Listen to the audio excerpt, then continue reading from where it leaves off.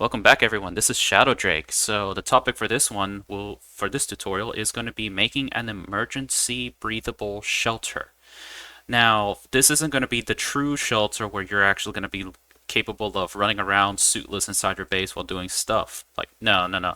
This is going to be the shelter you set up near the beginning so that you can safely eat and drink while you're still working on setting up power and your actual shelter and stuff.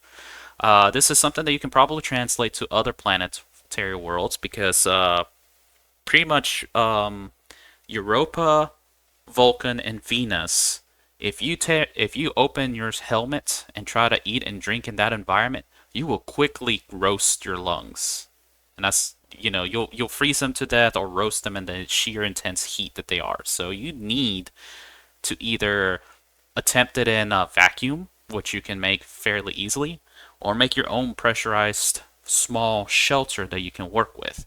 So I'm gonna do this in Mars because it's something that you would have to do anyways. So really, to make your shelter, you just basically need the oxygen tank you come with or oxides in the coal world. But I will add an extra caveat in that for Vulcan and Venus, you have to take this a step further and actually either have a small airlock or have a spot that can be vacuumed out to attach your shelter to. So I'm just gonna create the temporary shelter, and then I can go over the Vulcan and Venus side of things later, much later when I get to those specific worlds. So let's get started. Alright, so this is, of course, the basic setup right here. There's nothing really new or anything. We're not going to smelt or cook anything. But honestly, when you're making the temporary shelter, it'll be to your advantage to actually start cooking your ores and stuff.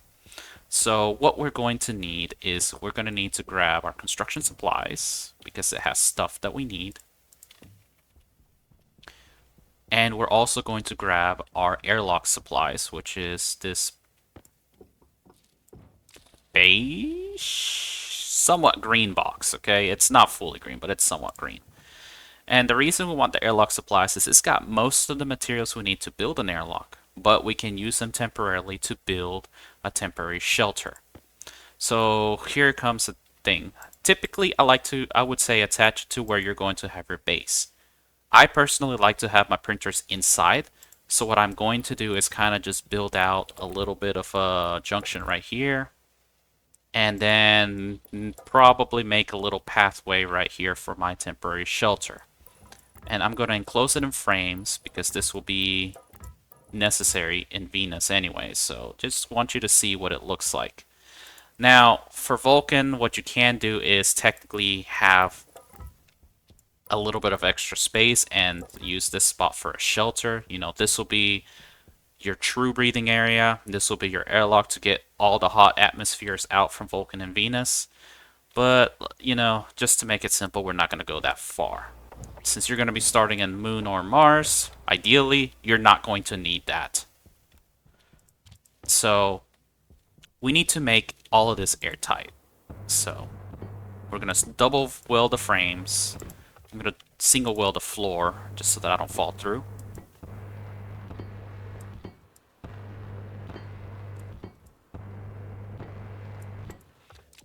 And I might as well just single weld these.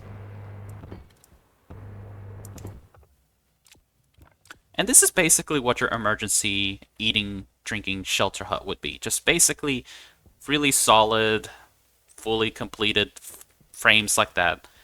You could use walls, and that's fine, but the only reason I'm doing frames is because, again, in a brutal start, you will have frames. So I'm just showing you what you could do optionally for a brutal start. Now, on a brutal start, though, you have to make your own doors. I believe they will supply one vent and one passive vent, but you have to make your own doors. Let's get rid of some stuff. And the door to use would be a composite door. Not a composite door, a manual hatch. What am I talking about? Because all it takes is just some iron sheets. So, there you go. A nice little cozy 1x1.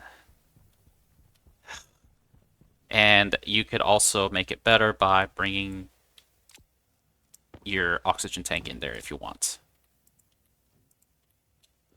Alright, let's actually use my jetpack. It's actually probably a good place to leave your jetpack in there, but it's going to get tight. Now, as far as power goes, you do need to power your active ends. So what I typically like to do is run a cable out from here to that APC that I'm going to use for production. Alternately, if you could actually just use the second APC in the electronics part, because you do get a second one. What did I do with it? You do get two. Oh yeah, it's it over here. You technically could just use that and use the battery. That's fine as well. But for a brutal start, you only get one APC. So, you know, showing you what it would look like for a brutal start. Like I said, they give you an active vent and a passive vent. So what you would need to do is have the active vent here and the passive vent out here so that you can push out harmful air outside. And then you just need some... Oh, come on. This is why I made a flooring. Connect your pipe up to the passive vent, like so. That way you can get stuff out. And now create a small little pipe network for holding your emergency oxygen you will use to breathe. Remember, this is an emergency hut. You need to use this vent to pump out bad air, and then remove it and use it here to grab your good air. This won't really work well on Vulcan and Venus because the hot world will be warming up your environment, the air you store here. So you ideally need to make sure that you have kind of already a rudimentary airlock, or at least vacuum out the area so that you can, keep your air quality cool and breathable. And the final thing to do will be to just actually finish cabling things up right here. Now, this does require that you just move stuff around a lot, and that's fine. I don't have a battery in there. Let me go on ahead and slot one battery in here. And I'll show you how to make it work. So with that power in here, when you need to eat or drink, and I'm going to need to soon, I don't think I mined hawk sites. Possibly not. There's another mining belt somewhere. I believe I mined the oxides, and that's where they are.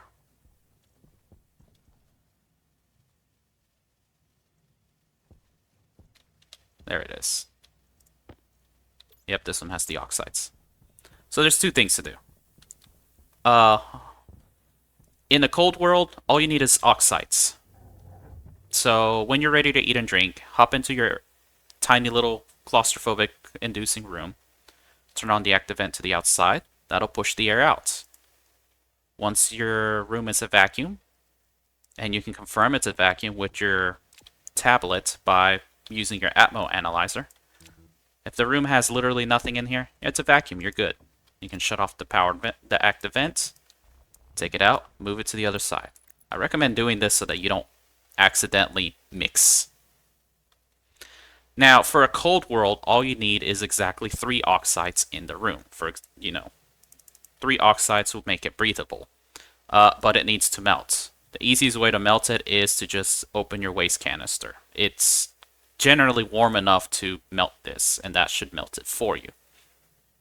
Alternately, what you can do is just open your oxygen tank until it's at least 20 kilopascals. So, this is probably the easier way. So, just to show you, this will melt it, or your oxygen tank. But again, hot worlds, you won't have oxide, so I'll just open this a little bit just to get it started.